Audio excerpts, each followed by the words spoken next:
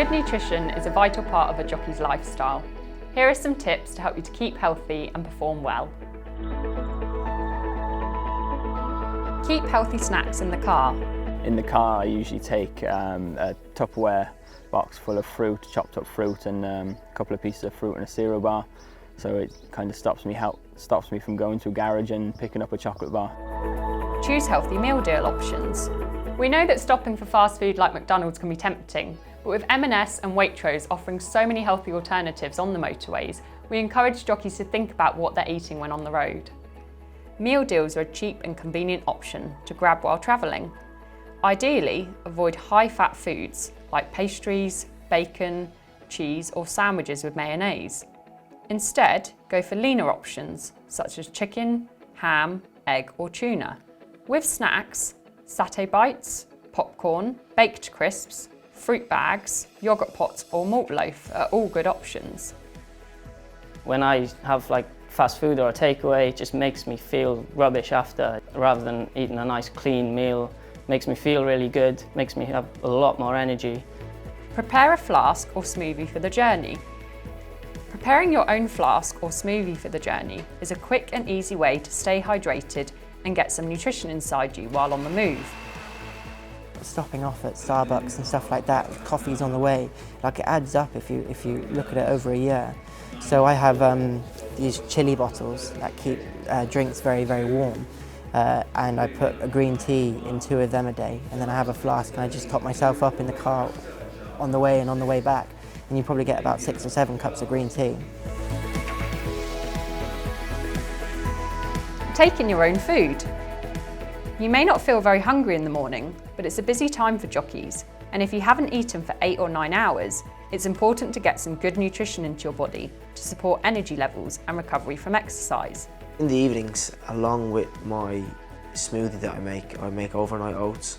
So I've always loved porridge. So I just get a bit of Tupperware and you put 5 or 6 handfuls of oats into it, and you can put whatever you want into it. I put yogurt, I mix it with milk, yogurt, I mix berries, and you just stick it in the fridge and leave it overnight, and then it's ready for you in the morning. I usually have it after first or second lot, and it keeps me full. Since being on that diet pretty strict, it's really helping my energy levels. Stay hydrated. If you're exercising and sweating, it's really important to replace the fluids and electrolytes lost through sweat. Ensure you always have a bottle of water with you at the yard. Keeping hydrated will help you to feel more energised and less fatigued. Maintaining the fluids has definitely helped and pushes everything out quicker. I used to find if I drank water I was putting on weight, but because I was only having tiny bits of it, I would be holding on to it. Whereas if I'm drinking loads now, it's all coming out.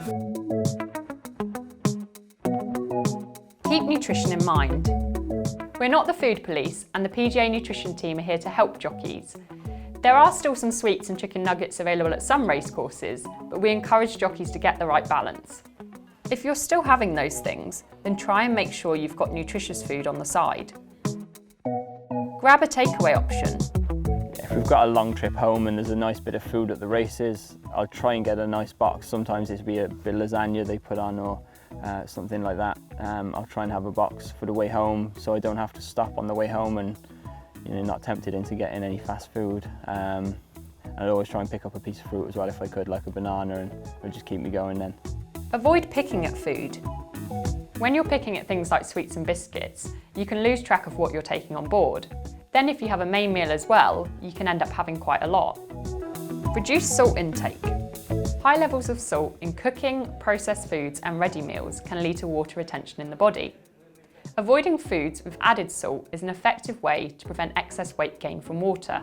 Little things like the sugar content I was eating, the salt content, you can easily take that out. You can use sweeteners. There's quick and easy ways of cutting it out of your diet or reducing it drastically. Plan ahead. Preparation is important. Try and plan your meals for each week, or save time by batch cooking a large meal in advance that you can freeze into portions. If you know what you're going to have when you get home, you guarantee you're making the right decision about food choices. If you can bring something home from the races or have something that you made earlier that day or the day before or something in the freezer. The bad habits that you need to keep out of is eating bad stuff late at night. Keep it simple. Keep your meals at home as simple as possible. A simple omelette or vegetable stir-fry with chicken or salmon is high in protein and nutrient dense. There are also quick and easy microwavable rice or grains, pre-prepared vegetables, or even low-calorie ready meals if you don't have the energy or time to cook. Kind of go-to meal, especially through the winter, would be a nice stew cooked in the slow cooker. So obviously you could have that the next day, or you could freeze a little bit of it if there's plenty left over. And quite like a nice steak and a salad as well would be my favourite sort of meal. And I try and get as much vegetables and salad into me as I can or onto the plate. You know, I try my best to stay away from takeaway foods. It's difficult sometimes, but you know, and whenever I fry food, I use the fry light. I just put 5 or 6 sprays of that into it, and just watch your portion sizes really. Think nutrients. Biggest changes I made was to try and cut out anything that's artificial or not natural. Try and eat as much natural foods as I can, so like your meats, fruits, veg, nuts. I feel like I have more sustained energy through the day from not eating processed foods, I suppose.